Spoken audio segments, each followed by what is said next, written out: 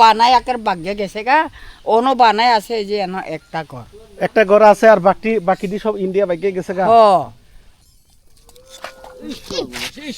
ইসকো মাসকো লাভ দিয়ে গেছে গা গুলো আছে তারপরে অনুমান অনুমানে বোধহয় 80-85। বাংলাদেশের গহীন পাহাড়ে এমন একটি বানাইপাড়া আছে যেখানে পুরো গ্রামের মানুষ খ্রিস্টান ধর্ম পালন করে এবং বিচ্ছিন্নভাবে খ্রিস্টানরা এখানে বসবাস করে। প্রিয় দর্শক, এখানে জীবন, সংস্কৃতি আর পরিবেশ সবকিছুই আলাদা।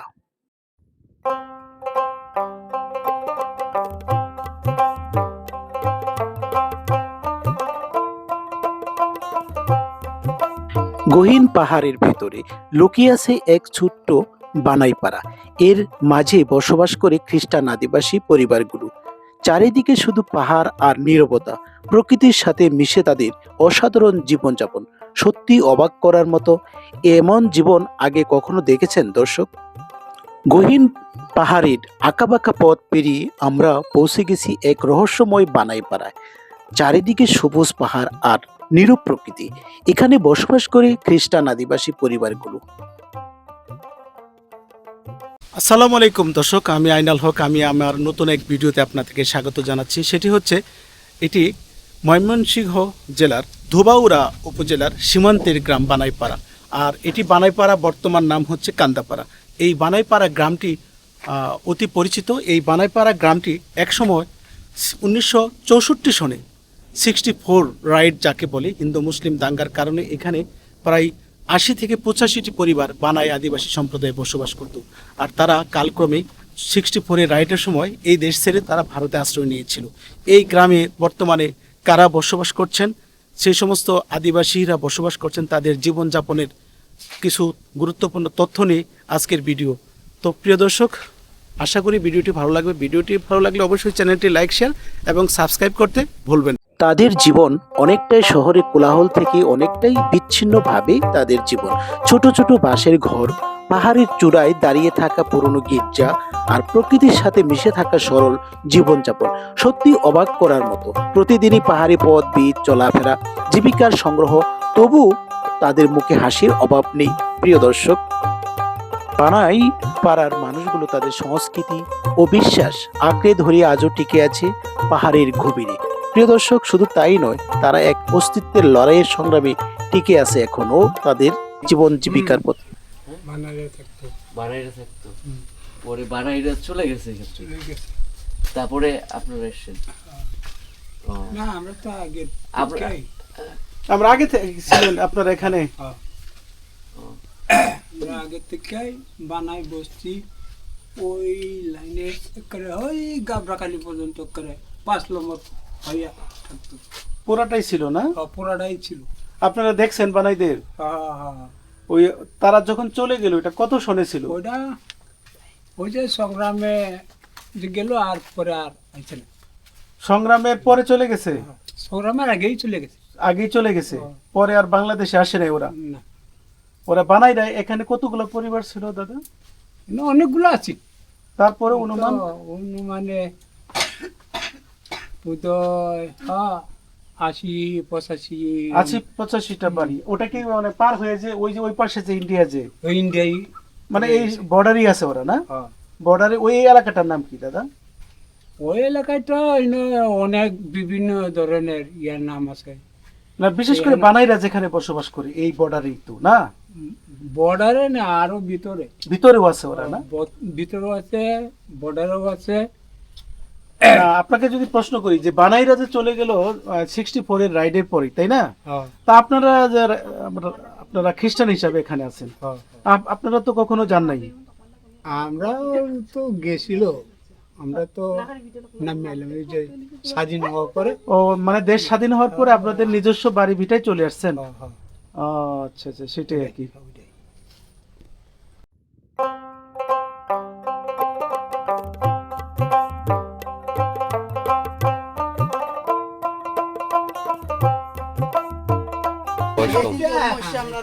ও আচ্ছা আচ্ছা আচ্ছা, তাহলে এটা আগে বানাইপাড়া ছিল, এখন বর্তমানে কান্দাপাড়া।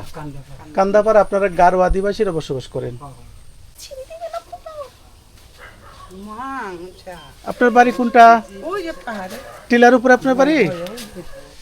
বানাই হাজংরা মূলত হিন্দু ধর্মের অনুসারী ছিলেন এবং তাদের আদি নিবাস ছিল ভারতে। আপনাদের দেখাবো পাহাড়ের ভেতর পুরনো গির্জাটি। এখানে পৌঁছাতে আমাদের কয়েক ঘন্টা সময় লেগেছে। আপনি কি কখনো এমন গ্রাম, এমন খ্রিস্টান পাড়া গ্রাম দেখেছেন দর্শক? কমেন্ট করতে ভুলবেন না। সেই সাথে সাথেই থাকুন।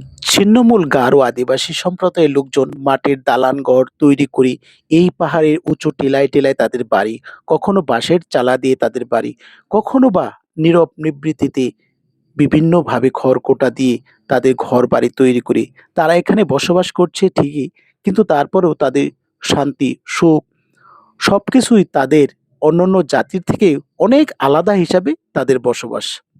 তাদের কাছে শান্তির ঠিকানা পাহাড় হলেও শান্তির ঠিকানা কিন্তু এখানেই দর্শক। আপনারা কি খ্রিস্টান, রোমান ক্যাথলিক? না, রোমান ক্যাথলিক না, আমরা বেপটিস্ট। ব্যাপটিস্ট। আর ব্যাপটিস্ট আর রোমান ক্যাথলিকের মধ্যে কি পার্থক্য দিদি, আপনি কি বলতে পারেন? এরা যারা বাইবেল প্রচার করে তারা সে বলতে পারবে, এটা আমরা তেমন তা কিছু আপনারা জানি ওই যে না। রোমান ক্যাথলিক বা ব্যাপটিস্ট, আপনারা তো একই ধর্ম, একই পূজা একই তো অর্চনা, ধর্ম। একই ধরনের আচার অনুষ্ঠান পালন করেন, তাহলে ব্যাপটিস্টটা হলো কি করে, এটা আপনারা বলতে পারেন না? এটা আমি তেমন বেশি বলতে পারবো না। ও আচ্ছা আচ্ছা, মামুনি বলতে পারবো? রাত্রি রাত্রি আচ্ছা তুমি বলো দেখি মামুনি। বাংলাদেশের গহীন পাহাড়ে এমন জীবন এখনো টিকে আছে, বিশ্বাসই হবে না, বিলুপ্ত জাতিগোষ্ঠী বানাইদের বাড়ি। বাংলাদেশের গহীন পাহাড়ে ভেতরে অবস্থিত একটি বানাই পাড়া, যেখানে খ্রিস্টান সম্প্রদায়ের মানুষ আজও প্রকৃতির সাথে মিলেমিশে বসবাস করছে। তাদের সংস্কৃতি, সংগ্রাম এবং পাহাড়ি সৌন্দর্যের বাস্তব চিত্র তুলে ধরা হয়েছে এই ভিডিওতে দর্শক। এই যেন প্রত্যেকটা বাড়ি এক একটা পাহাড়ি দ্বীপের মতো। চারিপাশে রয়েছে ধানি ফসলের মাঠ, রয়েছে বিস্তীর্ণ বনাঞ্চল, আর এরই মাঝে ছোট ছোট আকারে টিলাময় যে পাহাড়গুলো, এই পাহাড়গুলো তাদের নান্দনিকভাবে বসবাসের খোরাক যোগায়।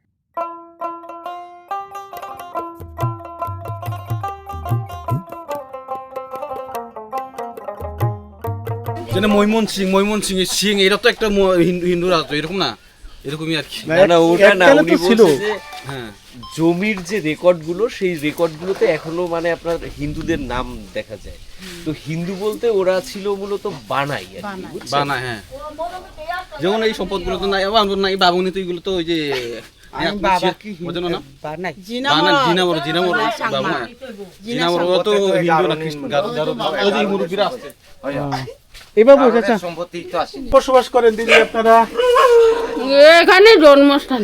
এখানে জন্মস্থান? এখানে এই গ্রামে আগে এক সময় বানাইরা থাকতো, জানেন? তা দেখি নাই আমরা, আমার মা বাবারা জানে, আপনার বাবা মা আর জানে না? আমরা বুঝার পর থেকে আমরা দেখি নাই বানাই হাজং। বানাই হাজং এখানে দেখেন নাই? এটা তো মূলত বানাই পাড়া, ওখানে দুইটা বানাই বাড়িও আছে, তাই না? বানাই তো এই মানে ইন্ডিয়া ওই বর্ডারেই তো ওরা বসবাস করছে। আগে কিন্তু এখানে এই গ্রামে বসবাস করতো, হয়তো আপনি জানেন না, ঠিক না? আমরা দেখি নাই। ও দেখছে। আমি বানাই দেখছি না। আপনার বয়স কত হইছে? জানি না, মা বাবা বাউডা আছেন, কোনো বয়স কোনো বয়স আয়া যায়, বয়স কত দিছে? বয়স তো এটা এই যে আগের মানুষ আসেন না, এর মা বাবা তো আমগের মতো আছেন মা বাবা।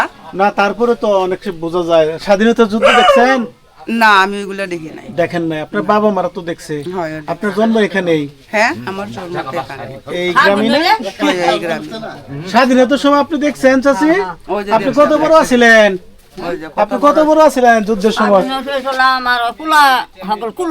তখন এই গ্রামে বানাই ছিল না, বানাইরা ছিল না? শাশি তো মনে বানাই দিছে। ও কই পেতেন না? বানাই কাঙ্গের পারো বস্তি ছোট বাবাই কইছে অনেক দিয়ে আসেন। তখন তারা বলছে আপনারা দেখেন নাই? না, আমি যে বাবা কই রে।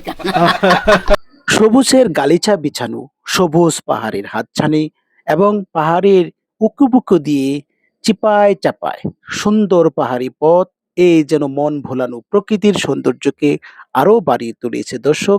সেই সৌন্দর্যে আড়ালে আমরাও পড়ে গিয়েছিলাম। এই গ্রামের নাম কি দিদি? খান্দাপাড়া। খান্দাপাড়া। আপনারা বানাই দেখছিলেন? এই গ্রামে যে আগে বানাই বসবাস করতো স্বাধীনতা যুদ্ধের আগে? এই যে এখানে বানাই, ওই যে এখানে আছে বানাই? বানাই আকার বাগ্যে গেছে গা, অনো বানাই আছে, এই যে একটা ঘর। একটা ঘর আছে, আর বাকি বাকি সব ইন্ডিয়া বাইকে গেছে গা। ও ও তারা কে লিগে গেল এটা কি জানুন? আল্লাহ যুদ্ধ হয়েছে না, এই যুদ্ধর মধ্যে তো থাকতে পারছে, আমরাই তো বাগিয়ে গেছি, তারপরে পরে সংগ্রামের সময় আয়া পড়ছি। আপনারা চলে আসলেন, ওরা যে আসলো না?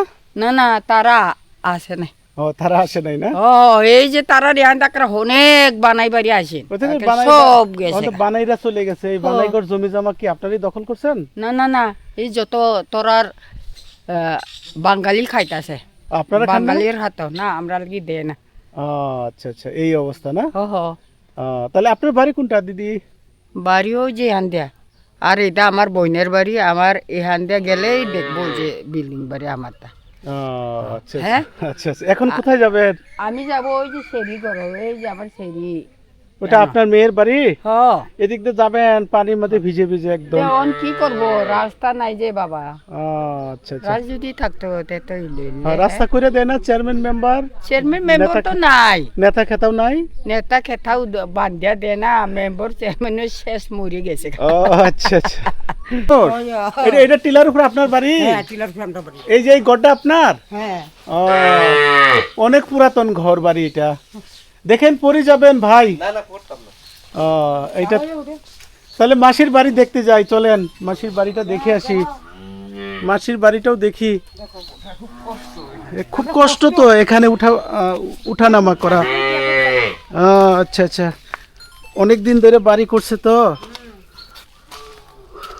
দর্শক, এখানে প্রত্যেকটা বাড়ি মাটির তৈরি দালানঘর, বাঁশের তৈরি কঞ্চি দিয়ে তৈরি এবং টিনের চালাও দিয়ে, এবং প্রত্যেকটা বাড়িঘর পাহাড়ের উঁচু টিলায় টিলায়, পাহাড়ি সবুজ বনভূমি তাদেরকে ইশারা ইঙ্গিত দিয়ে ডাকছে এবং এবং আকলিত কণ্ঠে এই সবুজের সমারোহ প্রত্যেকটা মানুষের বাসযোগ্যকে আরো সঠিক করেছে। আমাদের এলাকাতে তো ওরকম রাস্তাঘাট ওরকম সুবিধা নাই। আপনারা কি মানে জমি চাষ করে চলেন নাকি চাকরি বাকরি আছে আপনাদের? না, আমি টাকাতে। ঢাকাতে থাকেন, কি করেন আপনি? আমি চাকরি করতাম, কিসে চাকরি করেন আপনি? বিউটি পার্লার ও, বিউটি পার্লার চাকরি করেন। আমাদের গুমি কি করে? চাকরি করেনি। আচ্ছা আচ্ছা, এটাই জানতে আসছি আমরা। এখানে দিদি বলছিলেন যে 25 থেকে 26টি পরিবার তারা এখানে বসবাস করে, যদিও এখানে 2টা টিলায় তারা বসবাস করে। এখানে কিন্তু মানে চলাফেরা করার মতো কোনো ভালো রাস্তাঘাট নেই, তারা খুব কষ্ট করে চলাফেরা করে। এখানে বেশিরভাগ দেখা যাচ্ছে যে বর্ডারের কাছে যে বাড়িঘরগুলো, তাদের রাস্তাঘাটের ব্যাপক সমস্যা। তারা রাস্তাঘাট যাতায়াত বিভিন্নভাবে তারা উন্নয়ন থেকে বঞ্চিত।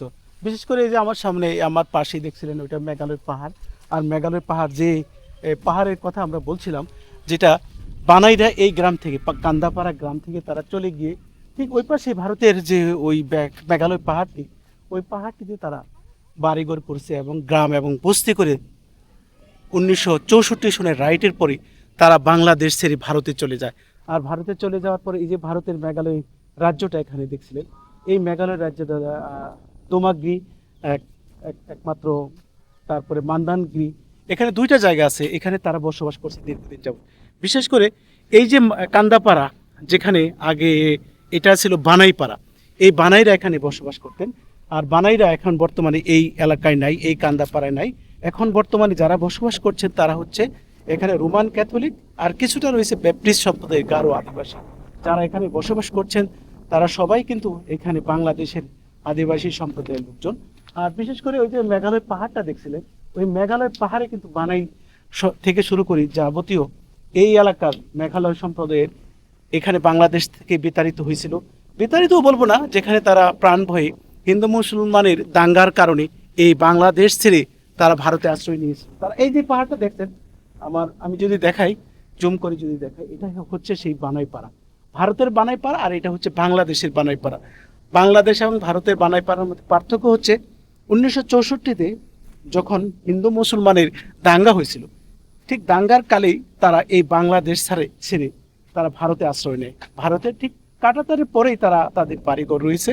আর এখানে যে বানাইপাড়াটা, এখানে কান্দাপাড়া নামে পরিচিত, এখানে কান্দাপাড়া বা বানাইপাড়া, এখানে বসবাসকারী সবাই কিন্তু গারো সম্প্রদায়, গারো আদিবাসী সম্প্রদায়ের বসবাস। প্রিয় দর্শক, এই তো আমার সামনে যে এলাকাটা দেখছিলেন, মেঘালয় অধ্যুষিত এলাকা। এই এলাকা মূলত এই এলাকায় ছিল বানাই আদিবাসী সম্প্রদায়। এই বানাইরা একসময় এই বাংলাদেশের অধিবাসী ছিল, এখানে বসবাস করতো তারা। আর কালক্রমে 1964-তে হিন্দু মুসলিম দাঙ্গায় এই বাংলাদেশ ছেড়ে বানাই আদিবাসী সম্প্রদায় তারা ভারতে আশ্রয় নেয়, যার জন্য এই গ্রামটি এখন বর্তমানে বানাই শূন্য। এই বানাই শূন্য গ্রামে আদিবাসী, গারো, খ্রিস্টান এবং মুসলমান সম্প্রদায়ের লোকজনের বসবাস। ওই তো সামনে দেখছেন মেঘালয়ের যে পাহাড়টা, এই পাহাড়েই তাদের বসবাস। প্রিয় দর্শক, এখানে বানাই আদিবাসী বসবাস না করলেও এখানে কিন্তু গারো আদিবাসী সম্প্রদায়ের লোকজনের বসবাস। 64-এ বাংলাদেশ ভারতের দাঙ্গার কারণে এই গ্রামের এই কান্দাপাড়া, এই বানাইপাড়া থেকে অনেক গারো আদিবাসীরা এখানে অক্ষত রয়ে গেলেও বানাইরা কিন্তু ভারত থেকে ফিরে নেই, যার জন্য ওইখানেই ওই ভারতেই তাদের বাসস্থান তৈরি করা হয় এবং ওখানে থেকে যায়। তো আমার সামনে যে পাহাড়টা দেখছিলেন, এটা মেঘালয়ের পাহাড়। মেঘালয় পাহাড়ের উঁচু টিলা যে গভীর যে পাহাড়, উঁচু পাহাড়, সবচেয়ে বড় পাহাড় এখানে। আর ওই পাহাড়ের উপরে যে টিলা, আর এগুলাতেই বসবাস করছে গারো আদিবাসী, বানাই আদিবাসী, বিভিন্ন ধরনের আদিবাসী সম্প্রদায়ের বসবাস। প্রিয় দর্শক, সীমান্তের গ্রাম কান্দাপাড়া থেকে আমি আপনাদেরকে স্বাগত জানাচ্ছি। কি নাম বাবু তোমার? ডেভিড। ডেভিড, দৌড় দিয়ে পালায় কেন? লেখাপড়া করো? কিসে পড়ো তুমি? ক্লাস 8 এ। কোন স্কুলে পড়ো? গাবড়াখালী। গাবড়াখালী পড়ো? এটা তো তোমাদের ধুবাউড়া থানা না? হ্যাঁ। তোমাদের তো এখান থেকে ভারত খুব কাছাকাছি, বর্ডার। তোমরা কি বেড়াতে যাও? না, আমরা বেড়াতে যাই না। যাও না? তোমাদের আত্মীয় স্বজন নাই ওখানে? আছে। ওরা আসে, বেড়াতে আসে? ওরা আসে না? হ্যাঁ। ওরা কিভাবে আসে?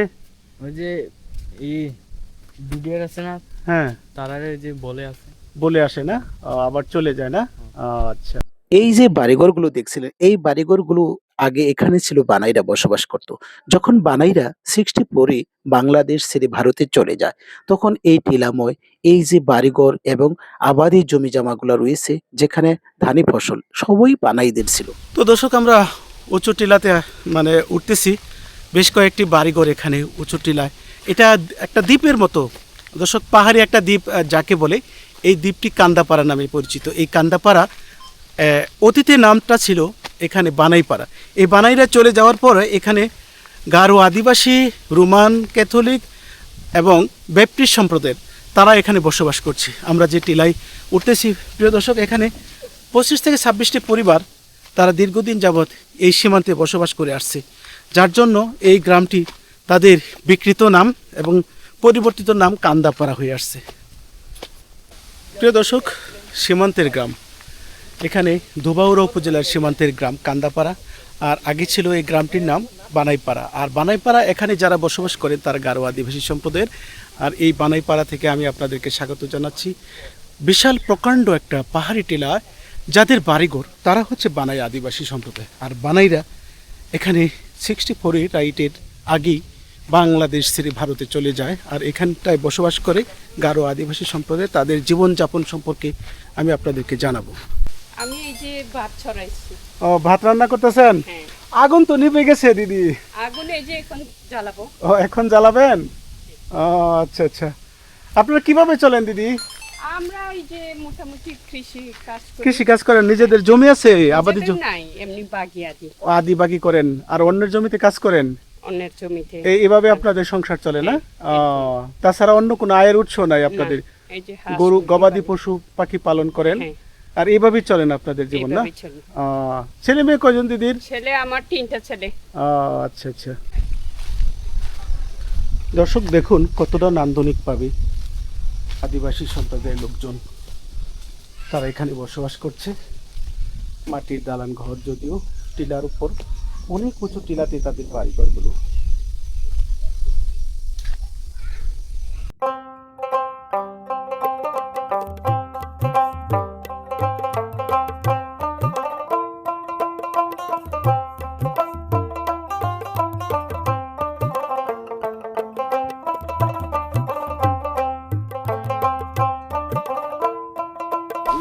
এখানে তো আগে বানাইরা থাকতো, দেখছেন বানাইদের চাচা?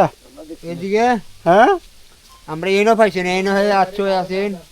গারো আহে বানে আছেন হেদিকে ওইদিকে আছে। এই যে হেদাকা হেন্দা ওরা তো চলে গেছে বানাইরা না চাচা? হ্যাঁ মারা গেছে চলে গেছে আচ্ছা আসাম। হ্যাঁ ও আচ্ছা। এখান থেকে আইছি সেটা এই গোফরগাঁও বিনময় করিয়া, আচ্ছা, তারপরে নয় এসে বড় হয়েছি। এখানে কি আপনার ওই পাকিস্তানি হ্যাঁ, period এ পাকিস্তানি বাড়ি, আপনাদের হ্যাঁ। কি জায়গা জমি দিছিল নাকি? অল্প পাইছি, শেষ। কতটা পাইছিলেন? এটাও বুঝতাম না।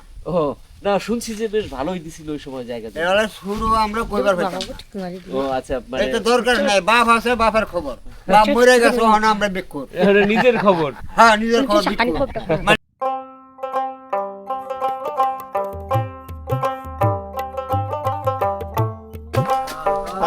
গুড়া মাছ না? কি দিয়ে মারছেন দিদি? জাল দিয়ে মারছেন? আচ্ছা আচ্ছা। দে, তোমাদের মিশনারি স্কুল আছে কয়টা এখানে? একটা আছে। তাহলে তোমার নাম চুমকি? চুমকি সিনাল। খুব সুন্দর নাম। তার মায়ের টাইটেল? আচ্ছা আচ্ছা। তোমার নাম কি? ডেভিড কি? মান্দা ডেভিড মান্দা। তোমার নাম কি? ক্লান্তি ক্লান্তি আগান হ্যাঁ, লান্তি। আগানবো আগানবো লান্তি। ক্লান্তি ক্লান্তি। টু ক্লাসে পড়ো? ওয়ানে পড়ো? ওয়ানে কি সাবজেক্ট নিয়ে পড়ো তুমি? কি কি বই আছে তোমার? ইংলিশ বই আছে, অঙ্ক বই আছে, বাংলা বই আছে। এগুলো আছে? আচ্ছা আচ্ছা। না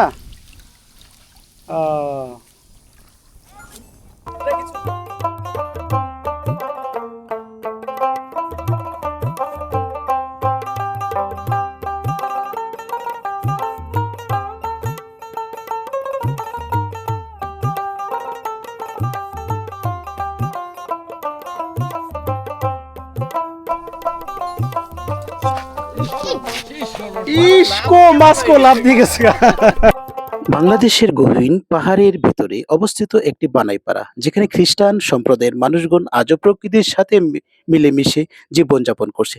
তাদের সংস্কৃতি, সংগ্রাম ও পাহাড়ি সৌন্দর্যের বাস্তব চিত্র তুলে ধরা হয়েছে এই ভিডিওতে।